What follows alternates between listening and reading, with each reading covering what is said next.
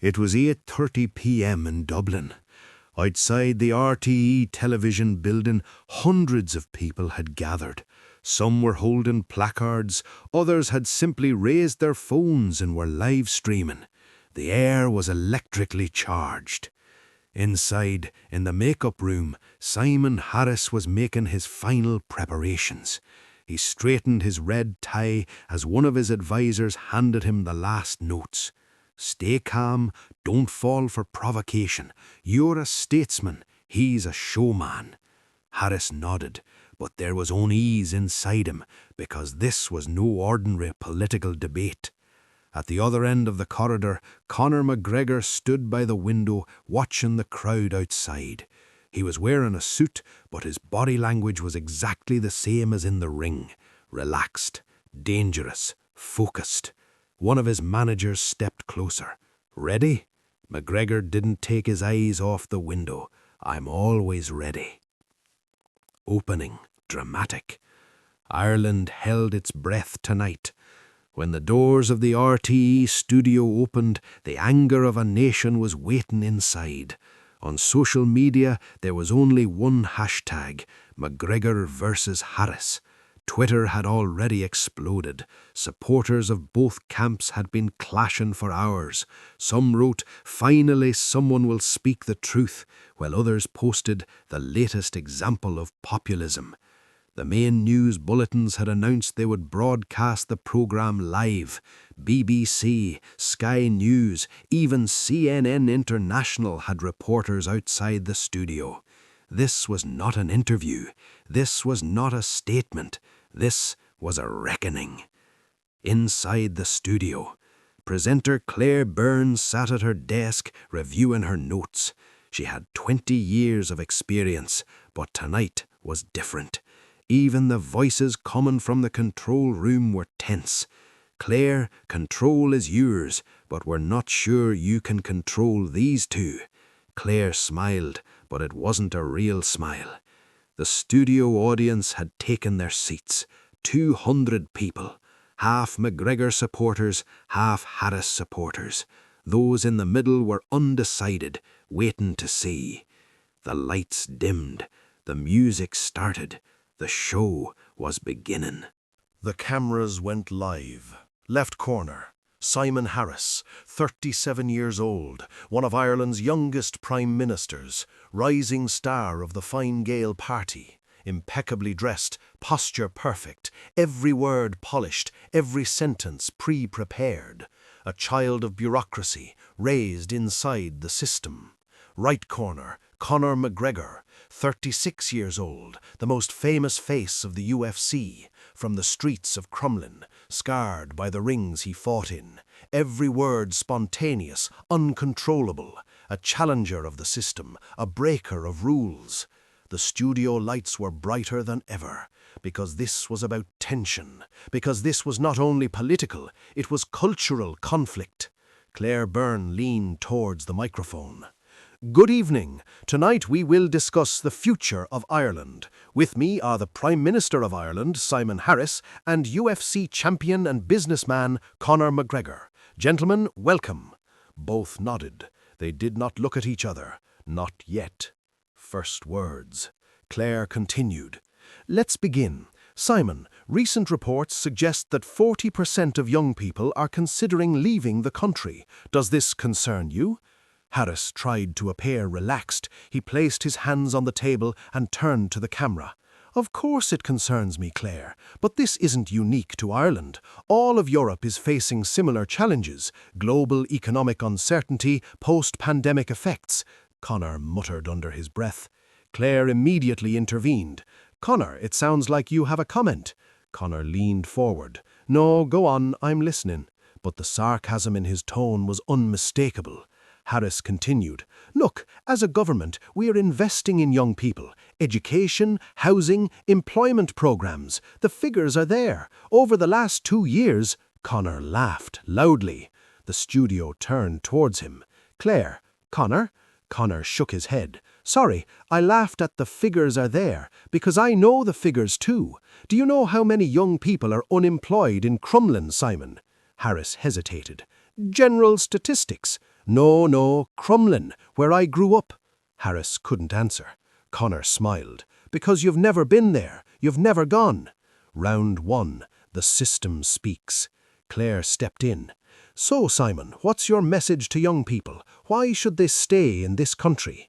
Harris took a deep breath. He was prepared for this. Claire, I want to say this to young people. Ireland is stronger than it's ever been. Our economy is growing, technology companies are investing here, we have a strong position within the European Union. He paused and looked into the camera. But of course there are challenges. The housing crisis is real. Living costs are high. We're not ignoring this. That's precisely why we're developing new policies. Applause followed, limited but present. Ireland cannot be governed by anger. We cannot move forward through populism. Hope doesn't come from shouting. It comes from policy. Solutions are on the table, in reports, in plans and programs. Classic sentences. Safe, sterile, everything a well-educated politician would say. The applause was polite, cold. Conor listened. Arms folded, leaning back, that familiar expression on his face, the look he gives an opponent in the ring while searching for weakness. Harris concluded, and I'm confident that with patience and the right steps— Patience? Conor's voice was low, sharp. Claire turned. Conor? Conor leaned forward, no longer relaxed, focused. He said patience. He's telling young people to be patient. Harris tried to interrupt. No, let me finish. McGregor leaned into the microphone. Simon, you talk about hope. He paused, locking eyes with Harris. I am those young people. The studio stirred. I was in those reports once, in your unemployment statistics, in the at-risk youth category, one of the kids this system ignored and pushed aside. His voice began to rise. But I didn't read reports, Simon. I got up and fought.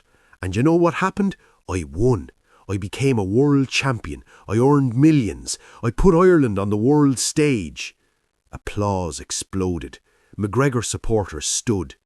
Claire shouted, Please sit down. McGregor continued. And now you're telling me to produce policy. Should I write policy for you?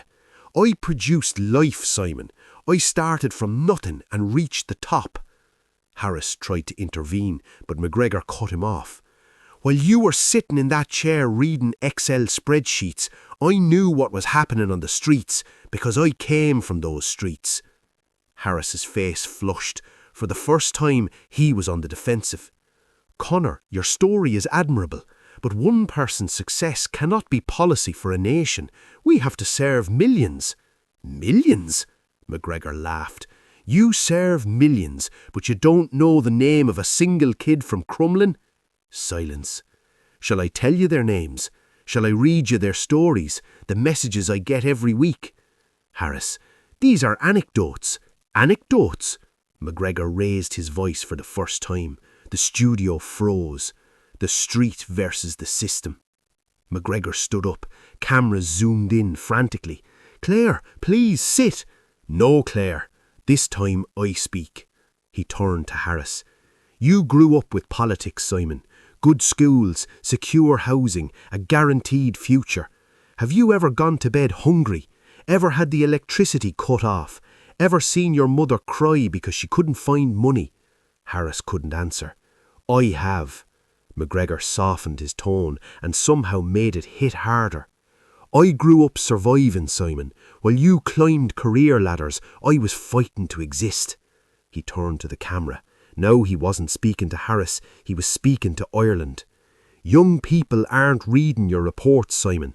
Every morning they look in the mirror and ask, how do I get out of here? Silence. And what do you tell them? Be patient, we have policies. Which policies? How many years of the same policies? How many governments made the same promises? Harris tried to interrupt. But anger isn't the solution, Conor. We need to be constructive. Anger? Have you ever been desperate, Simon? Harris opened his mouth. No words came. No, because you've never been desperate. You've never been outside the system. You've never lived with the fear of, what if I don't make it? McGregor returned to the table, still standing. You talk about anger. Do you know what anger is? Anger is what a 30-year-old feels when he still has to live with his parents. Anger is what you feel when you can't marry, can't have children, can't build a future. Applause erupted, but McGregor silenced it with his hand. And you come here and say, let's be constructive. I'll tell you how to be constructive. First listen, then understand, then act. The studio turned ice cold. Claire was sweating, unable to intervene because she knew this was television history. Harris's advisors were panicking in the control room, phones were ringing, social media was exploding. McGregor Hackley trending #1. The real conflict begins. Claire took a breath and stepped in. Gentlemen, please sit. And Harris suddenly stood up. No, Claire, I have something to say as well. McGregor smiled. Go on, Simon, I'm listening. Both men stood face to face. Arena atmosphere. Harris leaned forward, his voice harder now. Conor, your story is inspiring, truly, but you forget one thing. What's that? You are an exception. An exception? Yes, an exception. Not every young person can become a world champion. Not everyone can become a millionaire. Most will live ordinary lives with ordinary jobs. He paused, believing he'd landed a clean hit. And that's exactly why they need the state. That's why the system exists. The system doesn't work for exceptions. It works for everyone. Applause from Harris's side. McGregor shook his head. Nice speech, but wrong. What's wrong? Everything. McGregor leaned forward. I am not the exception, Simon. I should be the rule. You're right, not everyone will be a champion, but everyone should be able to try. Everyone should wake up thinking, maybe I can do it too. His eyes lit up. And what do you say? Ordinary jobs, ordinary lives. Listen to your words. You're selling ordinarity to young people. Harris defended himself. I'm trying to be realistic. Realistic? No, Simon, you're trying to be hopeless because your system is afraid of hopeful young people. The studio roared. The system wants obedient youth, quiet youth, youth who know their place. But I tell them something else. If you don't like your place, change it. Applause thundered, louder and longer this time. Round 2. Harris goes on the attack. The atmosphere shifts. This is no longer a political debate, it's a reckoning. Harris can't stay still. His advisors told him to stay calm. Too late. He hardens. His voice rises. All right, Conor, let's speak plainly. McGregor, finally. You claim to understand young people. You claim to inspire them. But do you really? He pauses. Violent incidents, court cases, arrests, scandals, threatening people, abusive language online. Is that inspiration? Is that what a role model looks like? Applause rises. Harris senses momentum. You sell chaos, Conor. You sell anger. And yes, that's popular. Anger is always popular, but a country cannot be run on anger. The camera cuts to McGregor. He is calm. Very calm, head lowered, hands clasped, the silence before a storm. Claire holds her breath, the control room is frozen. Then McGregor lifts his head, no smile. A role model? His voice is low but fills the studio. Simon, you like the word role model. Harris, because it matters, because your life is clean, ordered, smooth. Pause. Mine wasn't. A raw confession. The studio is silent now. McGregor continues. Yes, I made mistakes. Yes, I did wrong. Yes, I went to court. Yes, there were scandals. Harris looks relieved, as if thinking he's admitted it. But McGregor continues. Because I didn't grow up in a perfect system, Simon. Where I grew up, not making mistakes wasn't an option, because all the options were bad. His voice becomes emotional but strong. You talk about violence. Let me tell you what violence really is. Violence is stealing a child's future. Violence is robbing a young person of hope. Violence is a system that refuses to see them.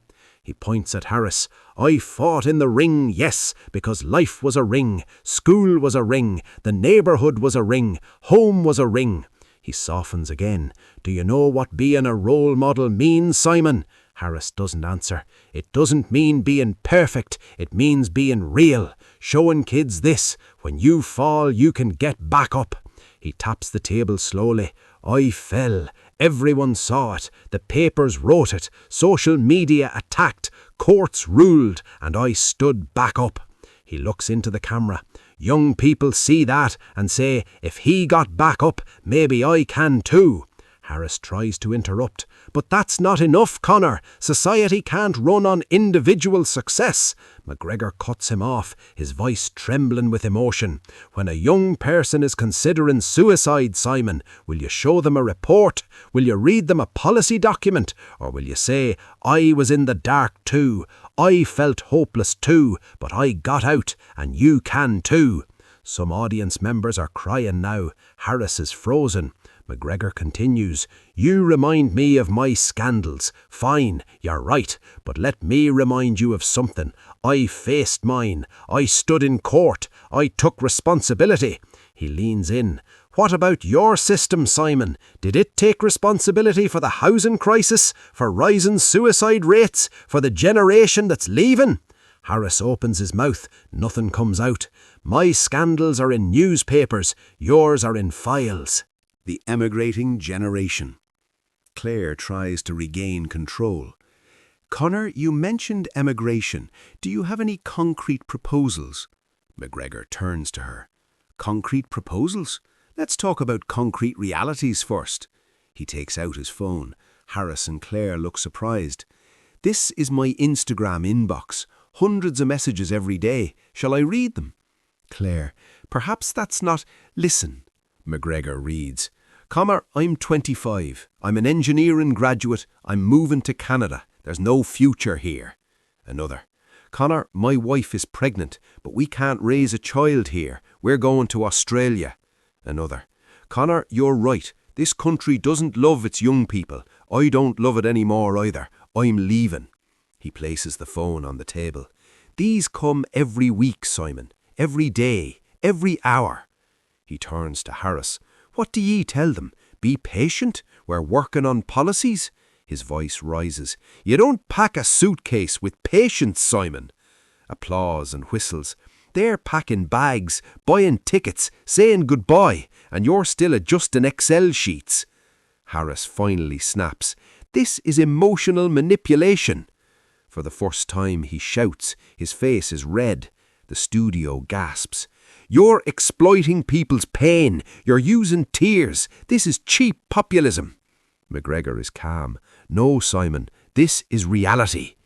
Harris loses control. If you really cared about young people, you'd build programs, foundations, schools. McGregor smiles. I did. Harris, what?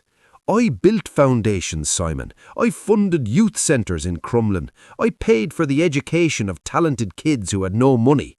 He lifts his phone. I can show receipts if you like, but you never heard about it because I didn't do it for publicity. Harris is stunned. So are his advisors. McGregor continues. I invested my money, Simon, tangibly. Now it's your turn. Where is your investment? Harris, we invest billions of euro. Where? Which projects? Which young people? Harris tries to give numbers. McGregor cuts him off. I don't want numbers. I want names. Give me one young person whose life changed because of your policies. One. Silence. You can't, because you don't know young people. You only know statistics. The knockout monologue. McGregor stands up. Final round. His voice no longer shouts. Every word lands. Simon, you want to manage young people. Pause. I understand them. Pause. Because I was one of them. He begins walking. Cameras follow him around the studio. You show them budgets. I show them a mirror. I say, look, you matter. You can do it. You deserve it. He stops in front of Harris. Your system protects the strong. My world lifts the fallen. That's the difference. His voice rises. You tell them adapt. I tell them change the system. You tell them be realistic. I tell them dream big. You tell them be patient. I tell them take what's yours. Applause erupts, whistles, standing ovation. Claire stands up. Please, please, sit down. No one listens. McGregor lowers his voice, leans in, looks Harris in the eyes. You're afraid of young people, Simon. Harris, that's nonsense. You are, because they want change, and change shakes your chairs. Harris freezes, looks away. For the first time, no answer. 10 seconds of silence, an eternity on live television. The studio's pulse. Claire Byrne is clenched with sweat. Voices shout in her earpiece. Claire, regain control. We're considering cutting the feed. But Claire knows they can't cut this. The whole of Ireland is watching. This is history. Social media is in meltdown. Hashtag McGregor Hackley. 850,000 tweets. Hashtag Harris Yannet Ver. 620,000 tweets. Hashtag Ireland Awakens. 450,000 tweets. BBC goes live. Sky News analyses. CNN's correspondent speaks outside the studio. This is not just a debate. This is a cultural breaking point. The audience is split. Left side, Harris supporters, middle-aged, suited, anxious expressions, whispering, this has gone too far. Right side, McGregor supporters, young, energetic, phones recording, chanting, go on, Conor. The middle section is stunned, unsure. Claire leans to the microphone, her voice trembling but professional. Simon, would you like to respond to Conor's claims? Harris takes a deep breath. Advisors signal frantically, attack, don't defend. But Harris looks lost. Final round, last cards. Time has passed. The programme was planned for 45 minutes. It's now 75. The control room warns 10 more minutes, then we cut. Too late. Harris finally gathers himself. His voice steadies. He softens his tone, a tactical shift. Conor. Pause. You are a powerful story, an inspiring figure. No one denies that. McGregor waits. He knows the but is coming. But. There it is. But a country is not run on stories. It's run on budgets, plans, discipline. He leans forward, teacher mode. I understand young people's emotions, their frustration, but emotions cannot make policy. McGregor mutters. Harris continues. The state is not a boxing ring. It's not a reality show. It's a serious institution responsible for millions of lives. He taps the table. And yes, maybe we're boring. Maybe we're not charismatic. Maybe we don't go viral. But we are responsible. Some nods. Harris finds rhythm. You can sell dreams, Conor. You can say anyone can be a champion because you have no responsibility. His voice rises. But I do. If I make a wrong decision, unemployment rises. If I apply the wrong policy, the economy collapses. If I act emotionally, millions suffer. He stands, finally attacking. You choose popularity. I choose being right. You want applause. I want results. He turns to the camera. Ireland must know, popular does not mean right. Charismatic does not mean competent. Shouting does not solve. McGregor smiles. That smile. Harris finishes. This country will make serious decisions, and I will make them with data, not emotions, with analysis, not shouting, with responsibility, not populism. Applause. Harris's side applauds strongly. He sits. He thinks he's won. Claire. Conor, your response. McGregor is still smiling. Nods slowly. Well said, Simon. Truly. Good speech. Harris relaxes. But you forgot one thing. Harris. What? The ring metaphor. McGregor's masterclass. McGregor leans forward, voice low. You said the state is not a ring. Let me tell you about the ring. The knockout monologue begins. In the ring, there are two things, Simon. No excuses, no escape. Pause. When the bell rings, you face your opponent.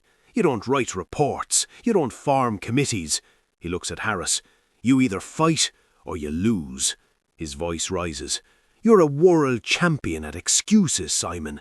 Global economy, pandemic effects, EU regulations. He slams the table. Young people are tired of excuses. The bell has already rung for Ireland's youth, Simon, and you're still in the corner, talking to advisors. Applause explodes. McGregor continues, now fully charged. You talk about plans, policies, discipline. Fine, let me show you a plan. He counts on his fingers. Plan 1, no housing. Plan 2, no job security. Plan 3, no future. Plan 4, no hope. He turns to Harris. And you still say patience. That's not a plan. That's delay. That's avoidance. That's disaster. Claire interrupts. Conor, a concrete solution. McGregor gently raises his hand. Claire, I'll give the solution, but first we must accept the truth. Silence. The solution starts with accepting reality, and the reality is this: the system is not working. The hardest lines.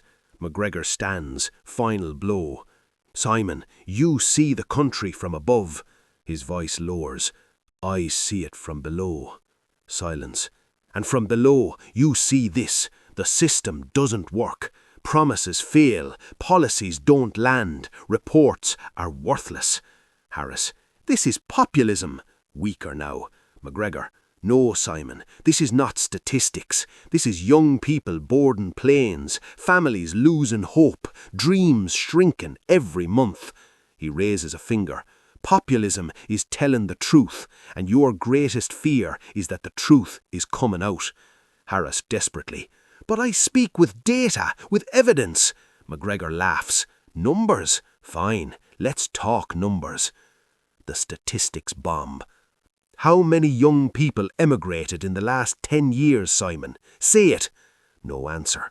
I will. Over 200,000 young people, almost a city. Housing prices up 300%, wages up 40%, suicide rates up, depression rates up, hopelessness up. His voice cracks. These numbers are in your report, Simon, but you don't see them because you see numbers, not people. He leans forward. Behind every number is a face, behind every statistic is a story, and you know none of them. Harris. I'm doing my best. Not enough. McGregor's voice breaks. First time he loses control. Silence. Then he regains composure. You're doing your best, but it's not enough, because the system isn't enough, the approach isn't enough, the vision isn't enough. The final, the knockout. McGregor takes a deep breath. The studio holds its breath. Cameras zoom. This is history. I don't want this seat. A murmur. Confusion. Harris. What? McGregor repeats. I don't want this seat, Simon. He looks around. I don't want to be a politician. I don't want to write reports or play games. He smiles. I just want someone who deserves this seat. He looks at Harris. And right now, no one does. His voice softens, stronger than shouting. This country was built by brave people. People who fought for independence, who took risks for their dreams. Pause. But now the brave are leaving. The dreamers are leaving. The hopeful are leaving. His voice rises. And you call that a natural process. I call it a disaster. He points at Harris. I say this. They shouldn't have to leave. That's it. A young person should be able to study here, work here, buy a home here, raise a family here. These are not radical demands, Simon. These are basic rights. Applause starts slow, then faster, then explodes. People stand, not just McGregor supporters, the middle too, even some from Harris's side. Because it's true, because it's real, because this isn't politics, it's a cry. Claire jumps up. Time is up! The debate is over! But the cameras stay on McGregor. He whispers, the mic still live. I said this was a warning, Simon. A final warning. Harris stands frozen. No reply.